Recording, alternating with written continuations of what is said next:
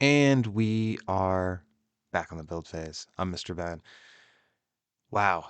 So first of all, I hope everyone is doing well here in America. This is the Thanksgiving season, the holiday season. So I hope everyone had a good Thanksgiving and has the opportunity to spend some time with family here at the end of the year.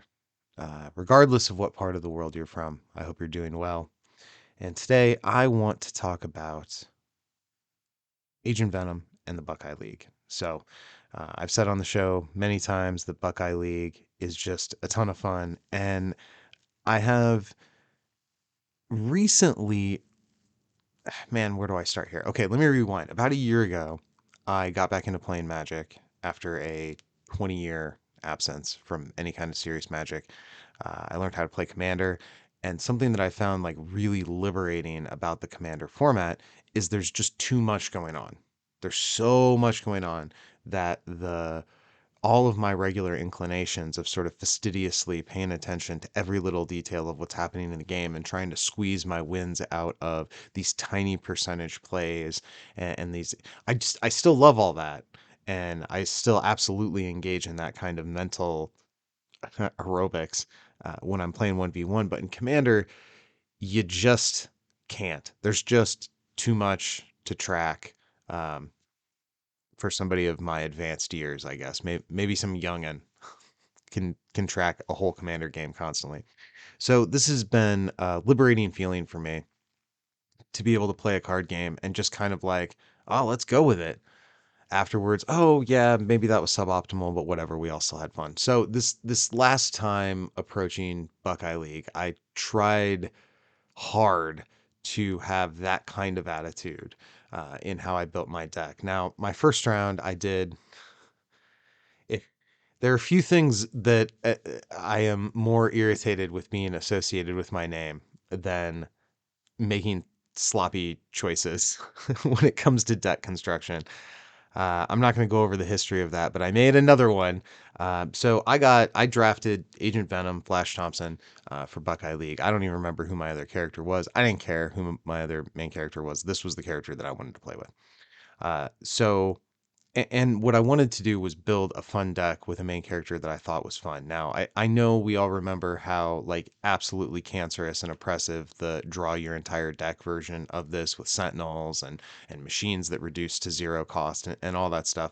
Yes, that was all ridiculous. Um, and I had a lot of fun with that deck, but I wanted to do something with this main character that wasn't trying to meta game the most disgusting. Like I just wanted to play fair versus with a fun main character that I really like, who switches between. I suppose let's start there. So Flash Thompson, if you don't remember, is Spider Friends and Symbiote. Foreshadowing, Symbiote affiliated. On his level one, he's a 0/5/5. He has build, pay yellow, draw two cards, and at the end of your turn, you can just choose to level up. You can choose to gain an XP. When he levels up, he becomes a 7/7/6 with range and has a main phase power, pay a green, put 2+1 counters on Agent Venom. And then at the end of turn, if he's face up, he levels back down into Flash Thompson. So you have this beatdown engine at level 2 and this card draw engine at level 1, so you get to do a little bit of everything. And obviously the kind of drawback is he's very punchable and even has less health at level 1. So depending upon where you're at, you can end up in these places in the game where you have 5 wounds and it's like, well, I'm going to win next turn, but I level down and die. So there's a little bit of risk to all of that reward, which I really like. There's a lot of things I really like about this main character, but obviously pay yellow, draw two cards on your main character. Being able to do that before your opponent even places a resource is just awesome. So that's how I started building this guy. And I approached this deck from the attitude of I want to do this fun stuff. I want to keep Flash Thompson face up. I want to keep him alive. I want to have a turn where I punch you and a turn where I build up the next big punch. So, what's the best way for me to do that? Well, my first approach was let's start putting characters in the deck that have multiple health. So, when he's on level one, when he's in the wheelchair, I have a bunch of meat, a bunch of infantry or whatever in front so that you can't get to my main character. Just this meat shield of characters. So immediately Spider Carnage comes to mind. He's on teams with our main character, and he has the incredibly useful pay a red, pull. a character from the back row to the front row. So there's times where you can use Spider Carnage and just like win the game. It says pay a red, win the game. So that's all very good. That's a one cost, kind of an automatic inclusion. 2/2 stat line is fine. Uh, I ended up going with three of him in the final deck, but in the first version of this deck, this is where I made a mistake. Because you know what other team affiliation has lots of multi-health characters on it? Why, the symbiotes do. You know, you know what team affiliation is not legal in Big Apple battles? Unless you also have a legal affiliation like Flash Thompson and Spider Carnage? Symbiotes. So for my game one, I arranged it with my opponent and we sit down to play. And I don't remember exactly, but I feel like I had to reschedule on him like once maybe, or I had to push it by an hour because something happened with my cat. I don't remember the exact details, but we sit down to play, and turn two, I played like Riot or whatever symbiote is, and he's like, is that a legal card? And immediately I realized my mistake. So I apologized, of course. My opponent was very gracious, said we could reschedule, and I said, no, I lose this game. You know, we set up this time. I have respect for your time. It would be uncool of me to be like, let me go make a new deck and you just wait on, like, that's not cool. But if it's cool with you, can we at least play it out so I can have some fun and see what my deck does? So that's what we did. And while we were playing, Dave jumps in and he's like, hey, Mr. Ben, did you know your deck's illegal? I'm like, yes, I did, sir. So that was a little frustrating, but it was still a really fun game. And I like I like engaging with verses for the fun of it. I went down this path where I got so focused on trying to figure out what was the best that even when I played with my son at the kitchen table, like for fun, there was this edge of like tier one tech in our decks and this kind of attitude like, oh, well, wait, let's take that play back. And like, that wasn't correct. Let's resequence that. Like, there was this sense that we were always sort of like training for competition, even when we were playing casually. And I didn't know it at the time. Like, I thought I was playing casually. I have now, a lesson I have learned coming back to Magic with the attitude of a total casual there is that I was taking verses too seriously, even when I was trying to take it casually. So that was really funny. I laughed at myself. I mean, what can you do? I'm not proud of this. I don't do this kind of nonsense on purpose. I don't concede games for bringing an illegal deck. That's not something I would want to do, but it is what it is. At this point, I have realized I've made enough of these kinds of mistakes over the years that this is just the player that I am, I guess. Back to the drawing board. I took all the symbiote stuff out. I don't even care what that looked like. Final deck is what I want to talk about. So moving forward, I realized let's make a legal deck. That's what I want to do. So I looked at the new Protectors of New York stuff, and of course, I want to play a lot of those cards just because those cards are awesome. So the next one drop that I put in the deck was Spider Girl. Now she does a few things for us. I've got her in here at 4 copies. Um, she's a 2/1 with range, 2 health, and when she's in combat, you can give her +3 defense with the Spider Sense power. So she's got the 2 health. I like that. Yeah, neither of these one drops can fly, but you know, that is what it is. We can't have everything all the time, but both of the one drops do something pretty useful as far as staying alive. And of course, Spider Carnage has that occasional, just like pay a red, win the game ability. Moving up to our two drops, I have Madam Web. Again, all important 2 health, but she's a 2/4, and 4 is a pretty good number on a 2 drop for defense. I mean, it's not like the best defense. There are things that can punch her on turn two at 4, but it's going to stop a lot of stuff.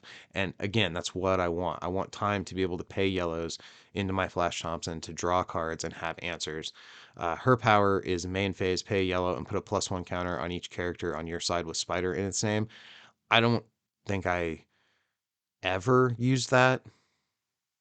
Not, like that's not why she's in the deck. It's there. I could see a situation where we've got like Spider Girl, Spider Carnage, just this row of spider people in the front row, and you can pay a yellow and produce like stats to the board. That could exist with this deck, but that's not something I'm gunning for. Those yellows, I want all my yellows to draw me more cards. My other two drop is Black Widow. She's a 3/3 with range and only one health, regrettably, but she has any combat pay a green. If this is a melee combat, daze an enemy character in this combat.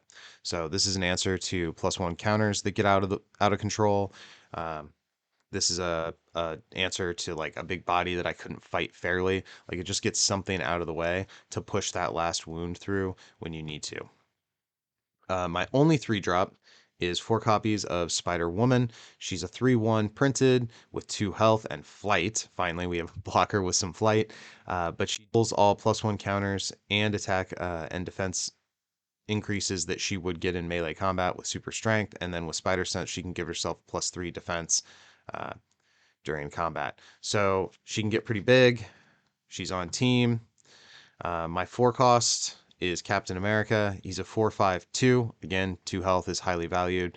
And he can pay a red and choose three characters and put 3, 2, and 1 -1 counters on them. That can just clear up a board that goes wide. One of the drawbacks of this deck is because I have this tendency to always want to figure out what the best card is and play the most copies of it. I do think if I were to make this again, I would probably shave some of my twos and just have a little bit more variety of one, two, and three drops. Maybe shave one copy off of uh, both two drops and the three drop, and then have some mixture of an additional three drop or something else. There were turns where I had unrecruitable cards in my hand, and they're not quite as good as power ups. So that's one thing that I think I would maybe adjust.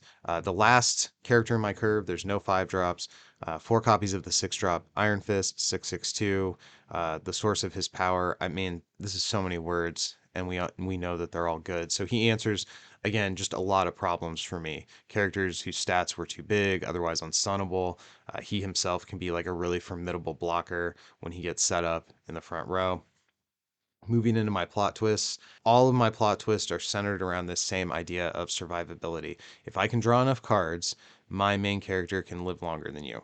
Like if I can just keep drawing cards and putting +1 counters on him with his built-in level 2 ability, and staying alive with my plot twists, and if it takes you 3, 4 attacks to get through to the back row to hit my main character once, and then I fog that attack, that feels terrible for you. So I have four copies of Unwavering Loyalty.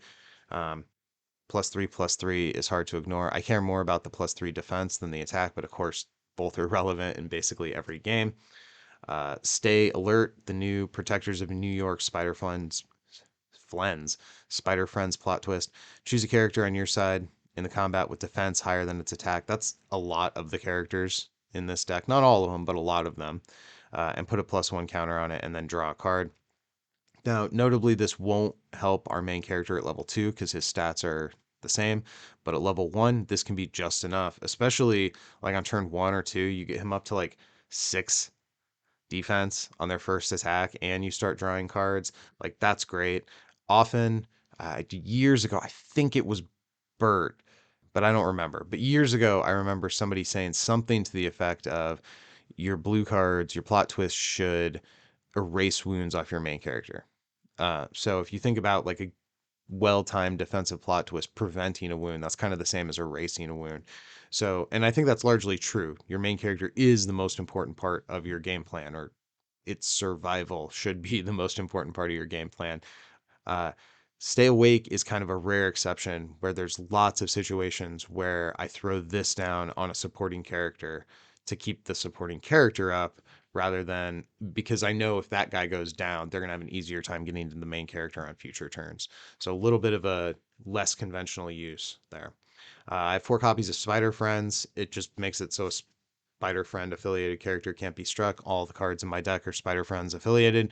So yeah, just it's basically think again, but for yeah, actually, it's better than think again since I still get to hit you back. It just makes it so I can't be struck. One copy of Utility Belt, which just acts as an additional copy of whatever equipment I need the most. My equipment package is three copies of Sonic Blaster. Gives somebody range who shouldn't have range, which is nice for several cards in this deck, but more importantly, it rips +1 counters off people. There's just so many ways to get +1 counters, especially with the team affiliations that we have in Big Apple battles. There's character. It's not as egregious as some other teams, but like, yeah, we can stack plus ones in this format. So I needed a way to deal with that. Spider Tracer just lets you attack somebody who shouldn't be attacked, win the game, kill things. And Isosphere. Isosphere is something I've always really liked. You got to be careful when you play it because it's really bad if you lose it and give your opponent a huge buff. But if you can get it down at the point in the game where nobody has any locations showing, uh, it can take turns for your opponent to be able to deal with it. And by then, maybe you've won. As far as locations for Daily Bugle, Academy, and Fortress, these are the things that I need to keep my main character engine going, as well as any other superpowers in the deck that I may want to play. 2 copies of Training Ground to have a little more redundancy for Spider Carnage and Captain America. And finally, Spider Home, which recycling locations you already have is just ridiculous. Is there anything Spider Fronts can't do? So overall, I feel like the deck performed pretty well. I had a lot of fun building it and playing it, especially coming back to a main character that I kind of squeezed the fun out of in preparation for whatever midwinter that was, 2020, I think. Maybe was it 2020? I can't remember. Time soup because of COVID. But that was a ton of fun. I of course always recommend, and I will do so again, that everybody participate in Buckeye League. It is just a great way to get the games in, and with the death of organized play, Buckeye League, it looks even better than it ever did before. Kind of lastly here, I just want to briefly comment on the sort of extended hiatus that the show went on. Yeah, like that happened. I think it was the longest break that I've taken. Over the last year, I also got into jujitsu. Took a step away from boxing. At my age, the strikes to the head were starting to not feel great. So I moved into a different sport that destroys different parts of my body, and I competed several times over the last year and lost a ton. And this last tournament that just happened on December 7th, I set a goal for myself, kind of like I do when competing in cards. You know, I had this goal of like, I need to win one match. That's what I want to do. I've lost so many in a row, uh, often in not very comfortable ways. So sometimes painful ways that I carry with me for weeks afterwards. So I went in on the 7th with a goal of winning a single match, and I ended up winning 3 in a row. And then in the finals, lost twice to the guy who came out of the loser bracket. So I ended up in silver, which was beyond my wildest dreams. Um, and the other goal that I kind of had for myself in jujitsu was to get to the blue belt rank, which I will be testing for and hopefully passing this evening. My overall level of attention has been kind of pulled away from versus by these goals I set for myself in this other sport, uh, as well as, of course, the things that happened in versus that kind of soured my overall engagement with the game for a little while there. But I feel like I've reached the point where I now have more free time than I did before because I'm not going to be training quite as aggressively. I don't have another competition coming up, and I have kind of found peace with verses again. So I'm looking to get the podcast back on the rails, start making some regular content again because there are a lot of things I want to say before we turn out the lights here at the build phase. So I appreciate everyone's patience and the messages of support that I received during the hiatus. That was very cool. And also the feedback I got on my, I realize this isn't card related, but it is very much at the forefront of my mind. The messages of support and congratulations for my tournament performance. I really appreciate that too. So I think that wraps up everything I wanted to hit today. And we will see you next time. I'm Mr. Ben. This has been the build phase, and you should go win some games.